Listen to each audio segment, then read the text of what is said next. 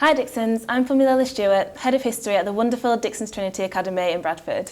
And I'm Jenny Thompson, Executive Principal here at Dixons Academies Trust, and very happy to be spending my morning today with Fumi.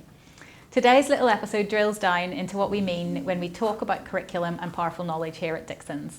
Shirley, our Executive Director, led so brilliantly on this work for us, taking us all on a journey to share language and share compelling definitions so we could even begin to challenge and think about curriculum. Out of this work, we created this one-page summary that we're going to share with you today. Essentially, today, Fumi and I are going to tear into this one-page document that tries to summarise powerful knowledge. Full disclosure, I wrote this document to begin with, so no egos. In fact, this willingness to constantly check in with what we've written or what is written down and constantly place it under challenge and scrutiny is very much what we are about.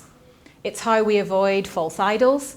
If we truly believe that powerful knowledge really does love challenge, then our thinking on it should live by that standard too. So we start with a pretty bold statement. A single sentence that ensures we have a shared understanding of what we mean by powerful knowledge. Everyone is entitled to powerful knowledge. We grasp it through hard work. It takes us beyond our everyday experience and is the best truth that can be known. And I'm sure lots of you will recognise that from Young et al. In 2014. Fumi, can you talk us through how this hits for you and why this is an important definition? Yes, I think this is an incredibly important definition. I think the emphasis on teaching students the best truth that can be known ensures that every single member of staff is held to account in terms of delivering purposeful and informative lessons.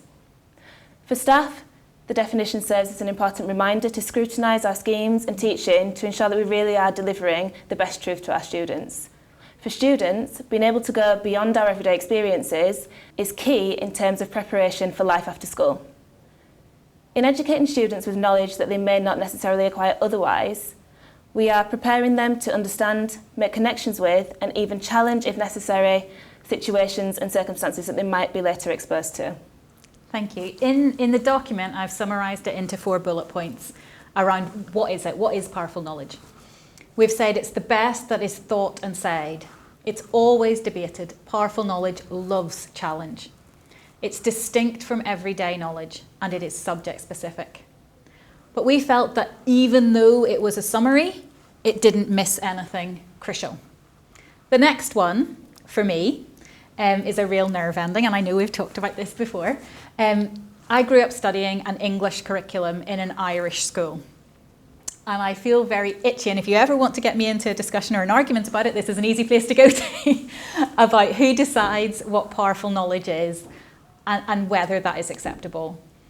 I've also heard and read some what I consider to be very dangerous and potentially really divisive thinking on this. What are your thoughts, Fumi?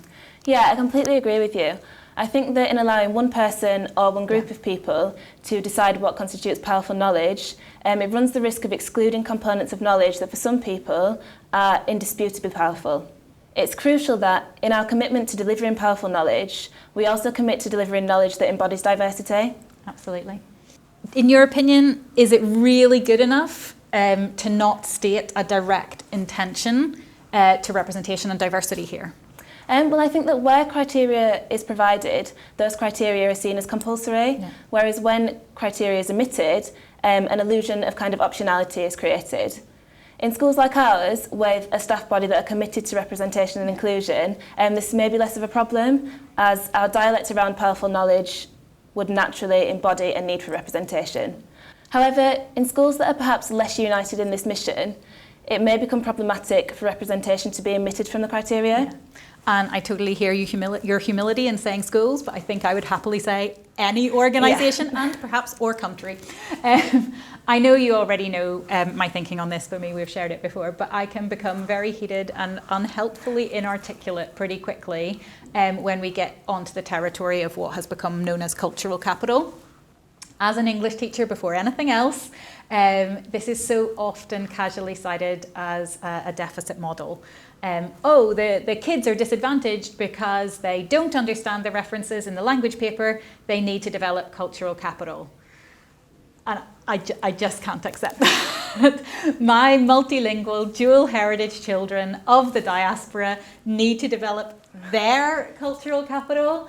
These children who can casually shift register and reference point to chameleon-like shape themselves to the needs of any audience, they need to develop cultural capital, which is why I return in definition to 1979 and right back to Bourdieu and the idea that it is about society and accommodation, not about a hierarchical understanding of cultural worth or the dominant culture's imposition upon minority.